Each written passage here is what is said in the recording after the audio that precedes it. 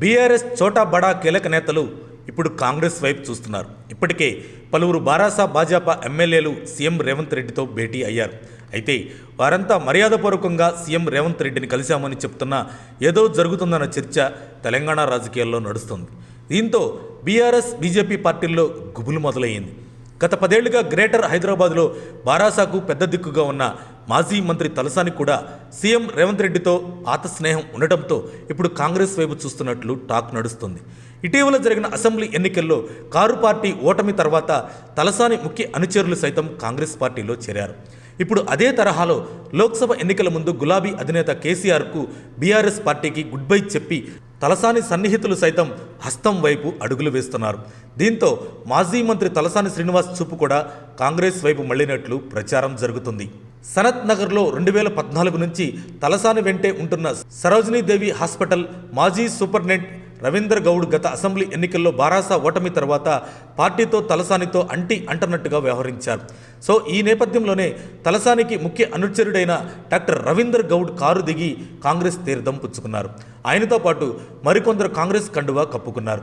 కాంగ్రెస్ కూడా గ్రేటర్ హైదరాబాద్లో చాలా వీక్గా ఉంది. అందుకే కాంగ్రెస్ బారాసా భాజపా నుంచి ఎవరైనా వస్తే చేర్చుకోవడానికి రెడీగా ఉంది. జీహెచ్ఎంసీ ఎన్నికల్లో కాంగ్రెస్ గెలవాలంటే ముందు బలం పెంచుకోవాలి. బలం పెరగాలంటే బారాసా భాజపా పార్టీల నుంచి నేతల్ని చేర్చుకోవాలి.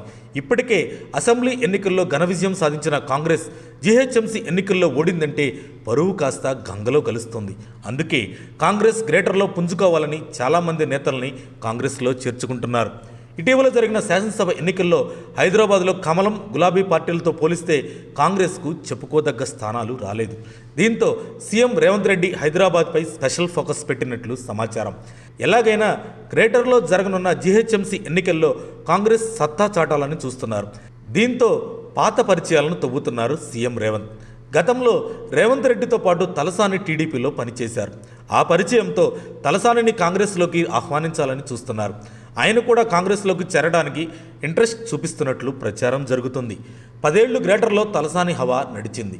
ఇప్పుడు కూడా తలసాని హవా కొనసాగాలంటే ఆయన కాంగ్రెస్లో చేరక తప్పదు అనే వార్తలు వినిపిస్తున్నాయి. దీంతో ఆయన త్వరలో కాంగ్రెస్లో చేరటం ఖాయం అన్నట్లు తెలుస్తుంది. మరిన్ని అప్డేట్స్ కోసం మా కాయ్ టీవీని సబ్స్క్రైబ్ చేసుకోండి. మా వీడియో కనుక మీకు నచ్చినట్లయితే లైక్ చేయండి, షేర్ చేయండి. మీ విలువైన అభిప్రాయాలను కామెంట్ బాక్స్లో తెలియజేయండి.